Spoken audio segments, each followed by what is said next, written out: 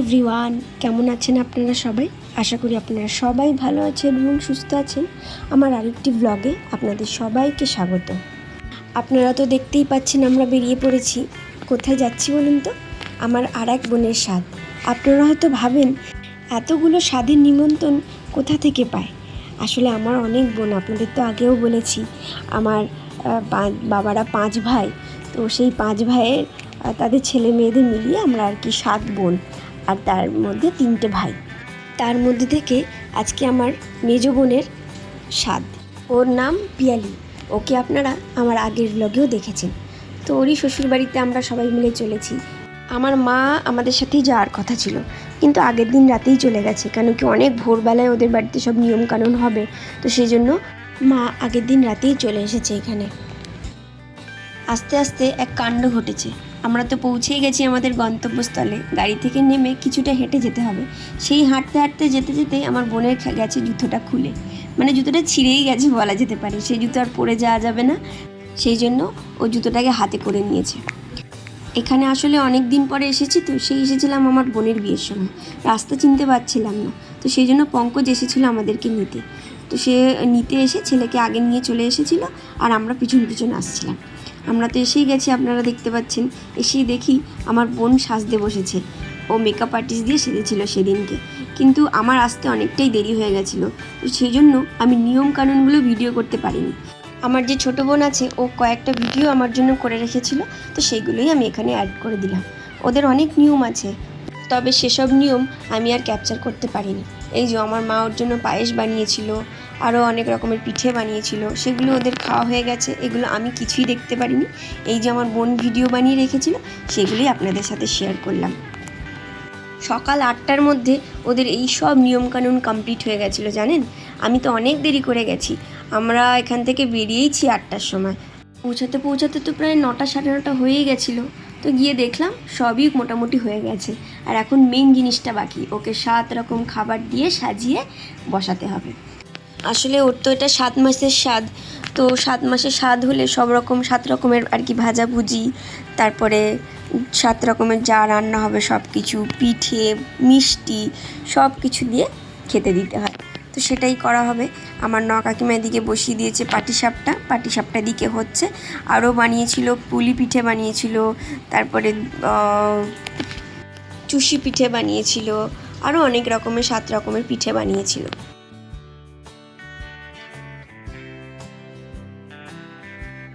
আর সেদিনকে অতিরিক্ত গরম ছিল, যার জন্য আমি এসেই ছেলেটার জামাটা খুলিয়ে দিয়েছি।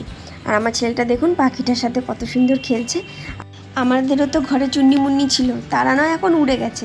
তাই জন্য ও যখন এরকম পাখি দেখতে পায় খাঁচার মধ্যে আছে, ও তাদের সাথে খেলতে খুব ভালোবাসে। আমার বোনেদের বাড়ির পিছন দিকটাতে এলাম। এসে দেখলাম এই কাঁঠাল গাছে কত কাঁঠাল হয়েছে। বলে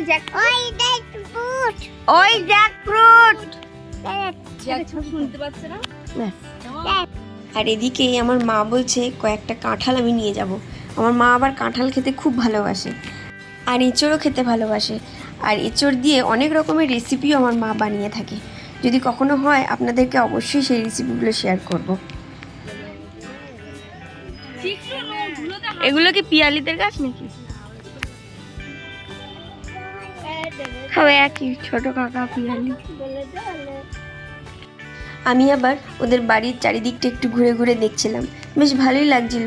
গ্রামের পরিবেশ তো ভালোই লাগে। শহর থেকে কেউ যখন গ্রামে ঘুরতে যায়, তার এই গ্রামের পরিবেশ দেখতে ভালোই লাগে। আশা করছি আপনাদেরও এরকম লাগে।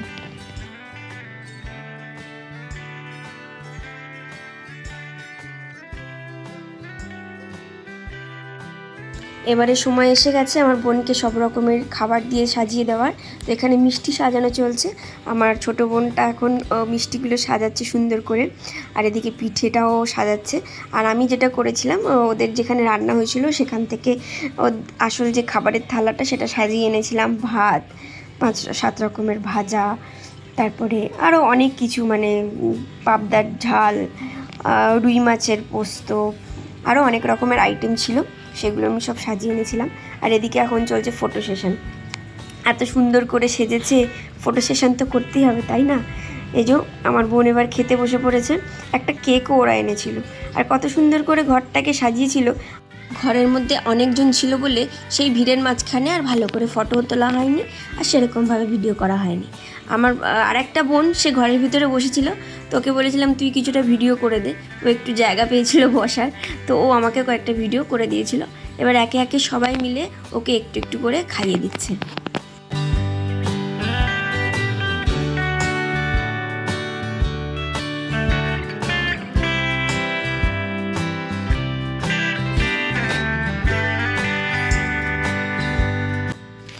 প্রথমে আমার মা খাইয়ে দিল, তারপরে এই যে আমার বোনের শাশুড়ি ইনি এসছেন খাইয়ে দিচ্ছেন, তারপরে খাইয়ে দিয়েছিল আমার জেঠিমা। তো একে একে এরকম সবাই মিলে একটু একটু করে খাইয়ে দিল, এটা নিয়ম আর কি, খাইয়ে দিতে হয়। চলুন আপনাদের সাথে আমার স্বাদের দিনের একটা গল্প শেয়ার করছি। আমার যেদিন স্বাদ হয়েছিল 7 মাসের স্বাদ, তো আমাদের শ্বশুরবাড়িতে স্বাদের কোনো নিয়ম নেই, শুধু আমাকে 7 রকম ভাজা তরকারি এসব রান্না করে খাওয়ানো হয়েছিল। আর সেই দিন আমাদের বাড়িতে কারেন্ট ছিল না। আমাদের বাড়িতে ইনভার্টার আছে, কিন্তু সকাল 10টা থেকে 4টে অবধি ইনভার্টার কতক্ষণ টানবে। 12টার মধ্যে আমাকে খেতে দেওয়া হয়েছিল। আমার খুব ইচ্ছা ছিল আমার স্বাদের দিন আমি একটু হলেও সাজবো, শুধু শাড়িটা পরতে পেরেছি, একটুও সাজতে পারিনি। মুখটা পুরো কালো ভূত হয়েছিল, ঘেমে নিয়ে অস্থির হয়ে গেছিলাম। কারেন্ট তাও আসেনি, বিকেল 4টের সময় কারেন্ট এসেছিল, আর ইনভার্টারে একটা পাখা আর একটা লাইট জ্বলছিল। খুব কষ্টে ওই দিনটা আমার গেছে। আমার মনে খুব দুঃখও হয়েছিল যে আমার স্বাদের দিন এরকম হলো, আমি একটু সাজতে পারলাম না। অবশ্য 9 মাসের স্বাদে আমার যখন বাড়িতে দিয়েছিল আমার মা, আমাদের বাড়িতেও নিয়ম নেই, তাও আমার মা খাইয়েছিল রান্না করে, শুধু রান্না করেই খাইয়েছিল, আর এমনি কোনো নিয়ম করেনি। তখন একটু সেজেছিলাম, তাহলেও 7 মাসে স্বাদটা অনেকে একটু বড় করে করে, বেশ সুন্দর করে সাজে। ওই একটা খুদ আমার মধ্যে থেকে গেছে, আমি একটুও সাজতে পারিনি, আর ভালো করে ভিডিও ফটো কিছুই তুলতে পারিনি। সে কয়েকটা ফটো আছে, আপনাদের সাথে অবশ্যই শেয়ার করব। এদিকে আমরা তো খেতে বসে পড়েছি, অনেকটাই বেলা হয়ে যাচ্ছিল, আমাদেরকে তো আবার বাড়ি ফিরতে হবে। তো সবার প্রথমে আমাদের দিয়ে দিয়েছিল শাক ভাজা, এটা দিতেই হয় স্বাদ বাড়িতে, আর ঘিও দিয়েছিল। তো সেগুলো দিয়ে তো খেয়ে নিলাম। রান্না হয়েছিল পটল চিংড়ি, মাছের মাথা দিয়ে ডাল, আলু ভাজা, পাবদা মাছের সর্ষে পোস্ত, আর হয়েছিল রুই মাছের ঝাল, আর হয়েছিল চাটনি, পাঁপড়, মিষ্টি। ওদের মধ্যে পায়েস খাওয়ায়, তো পায়েসও হয়েছিল, আর হয়েছিল মিষ্টি দই। তো এই হচ্ছে মেনু। প্রত্যেকটা খাবার খেতে খুবই ভালো হয়েছিল। চলুন আমি এদিকে খাবারগুলো খেয়ে নিই, আবার আপনাদের সাথে কথা হচ্ছে।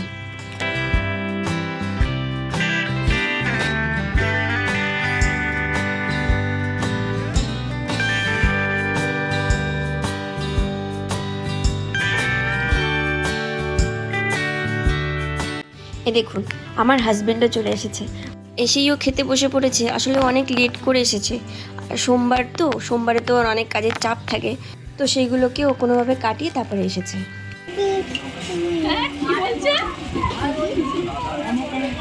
কত কথা যে ও বলে, আবার খাচ্ছি ওই জন্য খেপে যায়, দিয়ে তারপর মারে। দাদা দই খাচ্ছি, বলো দাদা দই খাচ্ছি। ছেলের কাণ্ড দেখলেন, একটা দই নিয়ে বসেছে, সেটা খাচ্ছে, আবার গায়েও মাখছে। আমিও কিছু বললাম না, করছে করুক। সবসময় না না বারণ করলে সেটা খারাপ এফেক্ট পড়ে, তো সবসময় আমি ওকে সব কিছু বারণ করি না। যেটা ওর মন চায় সেটা মাঝে মাঝে করতেও দিই, যতক্ষণ না সেটা হার্মফুল। আর এদিকে আমি বসে বসে ফলসা খাচ্ছি। আমরা এই ফলটাকে ফলসা নামে চিনি, আপনারা কে কী নামে চেনেন অবশ্যই কমেন্ট করে জানাবেন। এটা হলো আমার ছোট পিসি, আর যে ফলসাটা এনেছে সেটা হলো আমার বড় পিসির ছেলেরা। তো ফলসাটা খেতে খুব মিষ্টি, বেশ ভালো খেতে। এদিকে আমরা তো সবাই মিলে বসে বসে একটু গল্পও করে নিচ্ছি। এবার আমাদের বাড়ি যাওয়ার পালা। আর এদের মধ্যে নিয়ম আছে, মানে আমার বোনেদের মধ্যে নিয়ম আছে, শাড়ি দিতে হয়। যারা যারা আর কি, যে মহিলারা আসেন তাদেরকে শাড়ি দিতে হয়। তো আমার মাকে, আমাকে, আমার ছোটো কাকিমাকে একটা একটা করে শাড়ি দিয়ে দিল আমার বোন। আর এই পিঙ্ক কালারের শাড়িটা ওপরে, সেটা আমি নিয়েছিলাম। আর এই যে নিচে দুটো সবুজ কালারের ছিল, সেই দুটো আমার মা আর আমার ছোটো কাকিমা মিলে ভাগ করে নিয়েছিল, যে যেটার পছন্দ সে সেটা নিয়েছিল। আর এই যে এখানে দাঁড়িয়েছেন আমার বোনের শাশুড়ি, আর ওদিকে আমার কাকিমা চেয়ারে বসে আছে।